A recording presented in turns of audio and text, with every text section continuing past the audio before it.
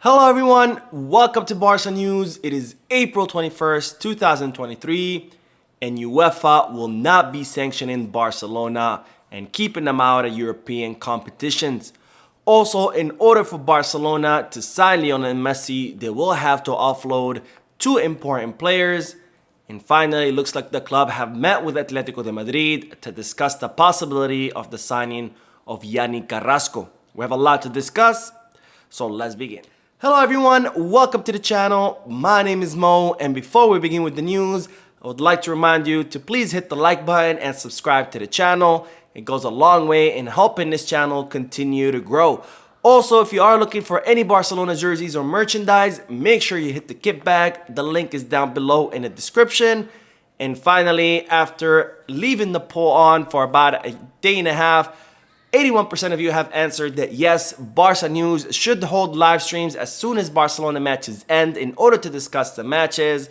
So I would like to announce that starting this Sunday, right after the Atletico de Madrid match ends, I will be holding the first post-match live stream in order to discuss the match and in order to see what your opinion is of everything that happened in the match, including the players' ratings. Now we'll begin with the news with an update about Barcelona's injured players. And as I reported in yesterday's video, Frenkie de Jong, Pedri, and Ousmane Dembélé all underwent medical exams today to see what their fitness level was or is, and to see whether they are going to be able to play against Atletico de Madrid this weekend.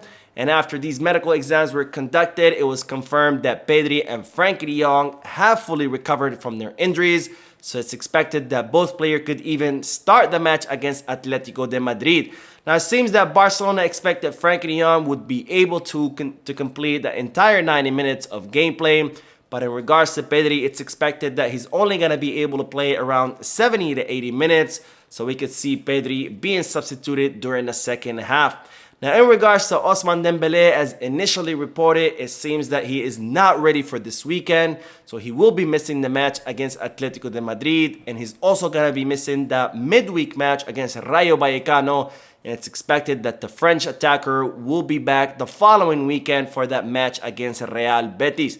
Now, it seems that Dembélé is mostly recovered, but Barcelona don't want to risk it and try to bring that player too early, risking a further injury. So instead, they rather that he miss out a few more matches so he can be ready for the remainder of the season, rather than hurry him back, have him play this weekend, and then end up missing out the rest of the season. Now, on to the news that Barcelona feel confident that UEFA will not be sanctioning the club and banning them from European competitions this upcoming season. Now, as I reported in yesterday's video, Joan Laporta traveled to Slovenia where he met in person with UEFA's president Alexander Ceferin. And during this meeting, Laporta discussed with Ceferin the Enriquez Negreira case, and Joan Laporta also made it very clear that if UEFA were to sanction Barcelona and ban them from European competitions, and later on a court finds that Barcelona were innocent in this whole Enriquez Negreira case, that Barcelona would sue UEFA and seek monetary compensation, and that compensation could reach to 100 million euros under UEFA's rules. Now, it's reported that this was a very productive meeting between both presidents and that the tone was very cordial between them. And after the meeting concluded, Barcelona now feel confident that UEFA are not going to be sanctioning Barcelona, and instead they're going to be waiting until a court in Spain issues a final decree or a judicial finding of the club's innocence or guilt. So in other words, UEFA are gonna wait to see what the courts in Spain decide. So if the courts decide that Barcelona are innocent and that they didn't try to bribe any referees or buy any kind of influence, then of course UEFA are not gonna sanction Barcelona. But if the courts do find that Barcelona were guilty, then of course UEFA would sanction Barcelona and ban them from European competitions for up to one season. And in that case would be of course big trouble, because FIFA could also sanction Barcelona. And if FIFA decides to sanction the club, then we could see Barcelona being relegated to second division. Now, I'm very glad that UEFA have decided to wait for a final judicial decree, because that's what you're supposed to do when there's an accusation. You're supposed to wait for an investigation to run its course, for witnesses to be interviewed, for documents to be unearthed. And once that investigation has concluded, you're supposed to wait for all the evidence to be turned over to the court and for the court to weigh that evidence and finally make a judicial decree or a judicial finding in regards to the guilt or innocence of a party, rather than jump to conclusions like Javier Tebas and La Liga are currently doing. Now, it's also reported that the sports agent Pini Zabi was also present at this meeting, and it's reported that he was a key factor in facilitating this meeting and the discussions between Joan Laporta and Alexander Seferin. So it's good to see that Joan Laporta's connections are helping him facilitate his relationship with other important parties, because after all, Pini Zabi does have a very good relationship with Joan Laporta because they both had business ventures together in the past, and Pini Zabi is the agent to many important players, including Robert Lewandowski. Now, as I reported in yesterday's video, we now know that Barcelona are willing to offer Lionel Messi a 30 million euro net salary, and also they want to offer him a 2-year contract until 2025, with the Argentinian having the option of unilaterally terminating his contract after 1 season in the summer of 2024. Now, as we've talked about in the past, in order for Barcelona to sign Lionel Messi, they first must have their feasibility or viability plan get approved by La Liga.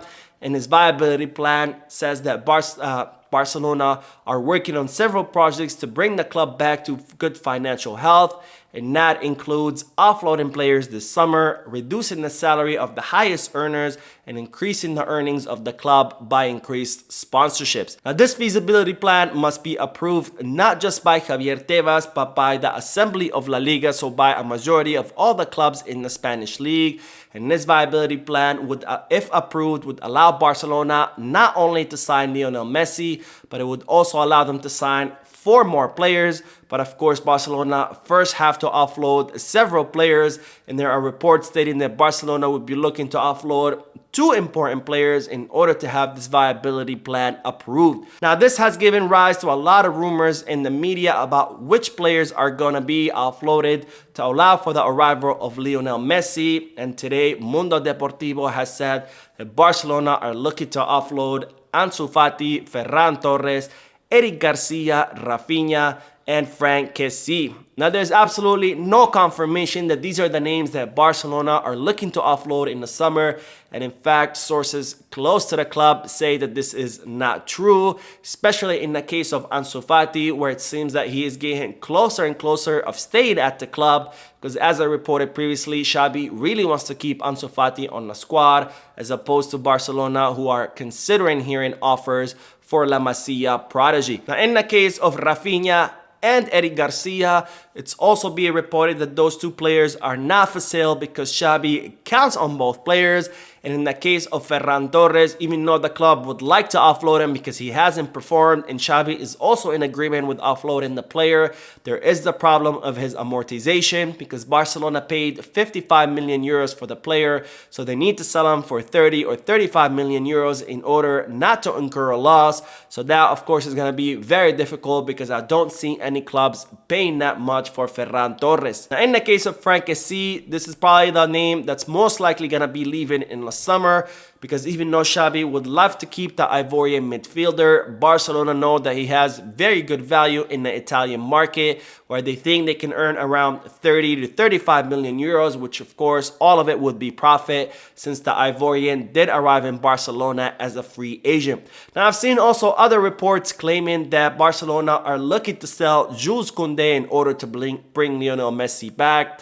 And of course, that's a ridiculous statement. Jules Koundé is not for sale. Xavi is counting on him as a starting center back alongside with Ronald Araujo. And in fact, I could see Barcelona sell Andreas Christensen before they sell Jules Koundé. But again, Christensen is also not for sale, so you can only imagine that how ridiculous the claim is that Jules Koundé will be sold this summer in order to bring Lionel Messi back. Now, Barcelona are of course planning to offload all the players who are currently on loan, such as Clément Lenglet, Samuel Umtiti, Serginho Dest, Nico, and Trincao, with Abde being the only player to be given an opportunity this summer to see if he can earn his spot on the first team. But nonetheless, Barcelona could still consider offloading Abde if they receive a lucrative offer for the Moroccan player. Now, speaking of wingers, it's reported that Barcelona have met with Atletico de Madrid in order to negotiate the possible signing of their winger Yannick Carrasco. Now, as I reported previously, when Barcelona offloaded Memphis Depay to Atletico de Madrid, they negotiated an option to buy for Yannick Carrasco worth around 15 to 20 million euros, which means that if Barcelona wanted to sign Yannick Carrasco this summer, they would have to pay around 15 to 20 million euros to the Madrid-based club. Well, Barcelona sat down with Atletico de Madrid to try to negotiate that figure down in case they do want to sign Yannick Carrasco in the summer. And it looks like Barcelona want to pay around 8 to 9 million euros for the Belgian attacker. And that's exactly how much Atletico de Madrid have left to amortize Yannick Carrasco. So Barcelona would be willing to pay the difference. So Atletico Madrid don't suffer a loss by offloading him.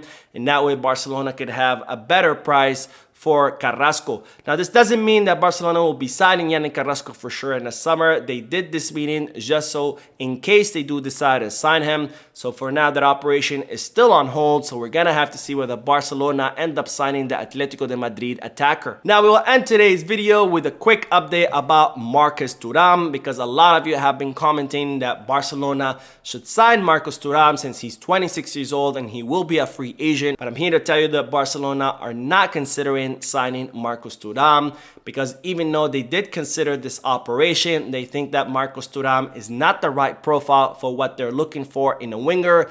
And they also consider that at 26 years old, he has not exploded as much as they expected him. So Barcelona are not contemplating the signing of Marcus Thuram, despite him being a free agent. Now, this is a good reminder, of course, that just because a player is a free agent doesn't mean that Barcelona should sign him. There are other considerations that the club make when they're trying to sign a player, such as the profile of the player and what kind of skills and abilities they have, and whether those skills and abilities and their profile matches with what the club are currently looking for. So that is it for today. I hope you enjoyed the video. If you did, please give me a like. Also, I would like to invite all of you to please leave a comment down below, giving me all your thoughts and opinions about all the news that I share with you. And finally, I would like to invite all of you to please subscribe to the channel so you can stay current on all the latest news in regards to our beloved club, FC Barcelona. Thank you for watching. I will see you in the next video. And as always, Visca Barça.